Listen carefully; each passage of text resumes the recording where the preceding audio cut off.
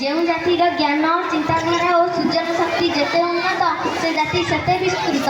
ମନୁଷ୍ୟର ଦୈନନ୍ଦିନ ଜୀବନରେ ଶିକ୍ଷା ଓ ସଂସ୍କୃତି ଗଭୀର ଭାବରେ ଜଡ଼ିତ। ସାମୂହିକ ଜୀବନର ନୈତିକତା, ବ୍ୟବହାର, ଆଚାର ବିଚାର, ଦେବାଦେବୀ, ଯାନିଯାତ୍ରା, ପର୍ବପର୍ବାଣୀ, କଳା, ସଂସ୍କୃତି, ସ୍ଥାପତ୍ୟ, ଖାଦ୍ୟ ପଦାର୍ଥ, ବେଶ ପୋଷାକ ଇତ୍ୟାଦି ଆମ ସଂସ୍କୃତିର ପରିଚୟ। ଓଡ଼ିଶାର ସଂସ୍କୃତି ମୁଖ୍ୟତଃ ଜଗନ୍ନାଥ ସଂସ୍କୃତି ଭାବରେ ସାରା ବିଶ୍ୱରେ ଖ୍ୟାତି ଅର୍ଜନ କରିଛି। ତେଣୁ ଗୋପବନ୍ଧୁଙ୍କ ଭାଷାରେ ଭାରତ ସରସେ ଉତ୍କଳ କମଳ କାମଧେ କେଶର ପୁଣ୍ୟ ଲୀଳାଚଳ।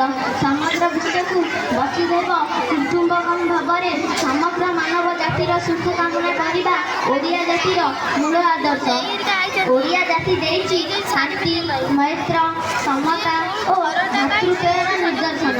ଜଗନ୍ନାଥ ସଂସ୍କୃତି ହେଉଛି ସର୍ବଧର୍ମର ସମନ୍ୱୟ।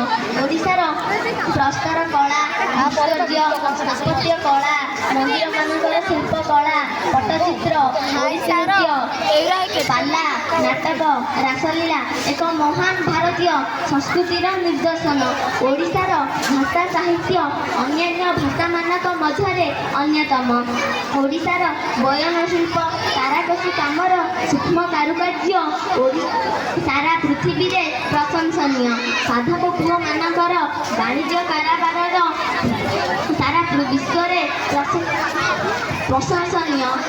ତେଣୁ ଫେରାଇ ଆଣିବା ଓଡ଼ିଶାର ସେହି ପୂର୍ବ ଶିକ୍ଷା ସଂସ୍କୃତିକୁ, ଆଧୁନିକତାର ସମୃଦ୍ଧ କରିବା ଆମ ଏ ପୁଣ୍ୟଭୂମିକୁ।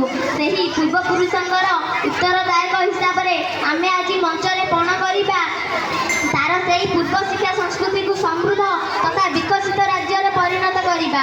ମୁଁ ଏତିକି କହି ମୋର ବକ୍ତବ୍ୟ ସମାପ୍ତ କରୁଛି। ଜୟ ଜଗନ୍ନାଥ। ଏହାପରେ